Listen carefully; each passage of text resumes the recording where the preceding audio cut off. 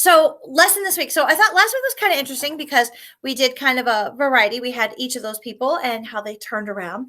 So this week I've got another lesson for you, and it's kind of a little different because it's about a dream. Long time ago. Now we're talking before the Pilgrims left. There was a rule. So before anybody came here pretty much to these lands, there was a rule in England, okay, that was the country that was from, that you had to go to the church that the king set. Now, there were many people, which is why the Pilgrims left, okay, why a group of people left. We called them the Pilgrims because they traveled, because they didn't want to do what the king said. The king's church was not really following what the Bible had said all the time, and they were having to listen to the king and not to what God wanted them to do. And so there were some people that were going out and still trying to preach to the people. And they were doing it, kind of on the streets or wherever, and they were getting arrested. Can you believe that? And the king was throwing them into prison. Well, there was this man at the time. His name was John Bunyan, and he too wanted to do what God told him to do. And so he would go out and he would preach to the people. Well, it turns out that he ended up in prison, and he was going to have to stay there for 12 years. Now, their prison was more kind of a dungeon, dirty, nasty place, and no comforts or anything. And so a lot of times if you wanted food that, a little extra food, then your family would bring you something. And I've heard said that when they would wrap him up his meat or whatever, or sandwich or bread or whatever, that all those little wrappings that they used, because they didn't have plastic bags, so they would wrap it up in paper, that he saved them, and he wrote a story on them. Now, while he was in prison, he had a dream. And in the dream, it was just really exciting for him. And he said, you know what? He says, this dream is so cool. I want to share it with many people. So he turned it actually into a book. Now, I don't have the whole book for you because it's a pretty long, big book. So what they've done is they've kind of shortened it up so that I can share it with you. It's called Pilgrim's Progress. Pilgrim is a traveler. And the progress that he makes is he's on a journey, and he has to go from here to here, and some of the things that happened to him in the meantime. So he had this dream. So John Bunyan, he had this dream. And so he wrote it all down. And so that's the story that we have today. So that's what I'm going to tell you about today. All right. So this is the dream that he had, and that he wrote down from when he was in prison. Okay. All right. So here we go. Pilgrim's Progress. Long ago, there was a guy by the name of Pilgrim. That was his name, Pilgrim. Okay. He's a traveler. Okay. And he had found a book, a special book, the Bible. And he began reading from it, and he realized by reading it that he had sin in his life, that he was doing things that he wasn't supposed to do. And it got to feel like such a powerful, heavy burden that he was carrying around with him. He felt like all the sin that he had was just piling up on him, like he was carrying it around, like this weight on his back. And he didn't know how to get rid of it. He knew that he was a sinner, but he just didn't know how to get rid of that sin that he was carrying around. And so he was out walking one day, reading his Bible, and there came upon him another person. Now, his name was Evangelist. Evangelist is like a preacher that travels around telling people about the Lord. Evangelist saw him and he said, "Hey, sir, what are you doing?" He said, "Well, I'm reading from my book here about my sin, but I feel like it's becoming such a heavy burden that I'm carrying around. I don't know how to get rid of it." And so he said, "Well, let me help you." Now, let me tell you a little bit about these two people, okay?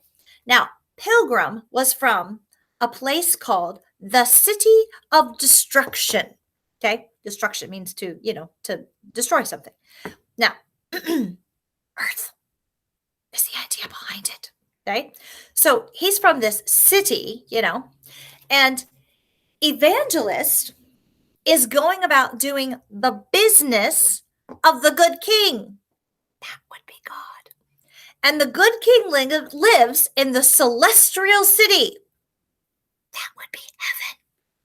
So the good king has asked Evangelist to go out and find travelers that are walking around and wanting to know how to get rid of their sin. So Evangelist was supposed to be helping people like Pilgrim along the way and pointing him in the direction to get rid of their sin. So they sat down together and he says, let me show you something. Evangelist says, let me show you something in the Bible. So he took him to a place in the New Testament where it talks about two men that had been put into prison. Okay. They had been put into prison for preaching about God, for preaching about Jesus and telling people about Jesus. And they're in prison. And the night that they're in prison, they are, not feeling sad for themselves or not feeling sorry for themselves. They just sit around and they decide to start singing praises to the Lord. And so as they're singing praises to the Lord, the ground starts to shake and there's an earthquake that comes up. Now, again, remember, these two guys were in prison for telling people about Jesus. Okay. I know, seems weird, but they're telling people about Jesus. So that's why they're in prison. So as the ground begins to shake, the building that they're in, okay, the doors fall off. They're in a prison. The doors fall off. Okay. The chains that they have on them, because back then, if you were in prison, you had to be chained. The chains fell off. I mean, just and you could have just snuck out and ran away, but they didn't. And you know what? Neither did anybody else that happened to be in the prison.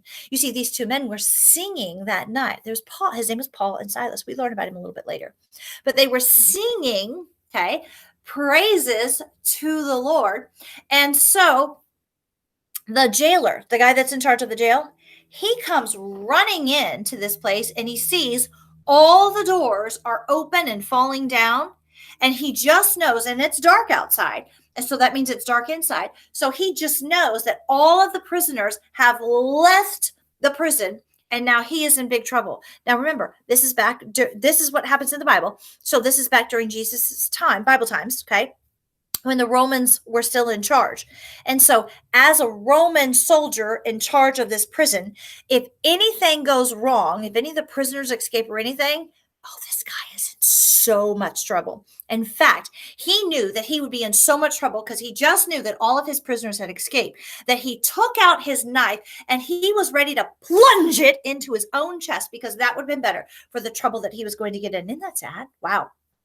And so right as he was getting ready to plunge it into his chest, that's when Paul and Silas holler out and say, no, don't do yourself any harm. We are all here.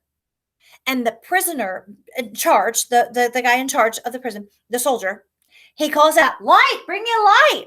And so the light comes, and sure enough, everybody's heads start poking out of their place. And he can see that all of his prisoners are still there.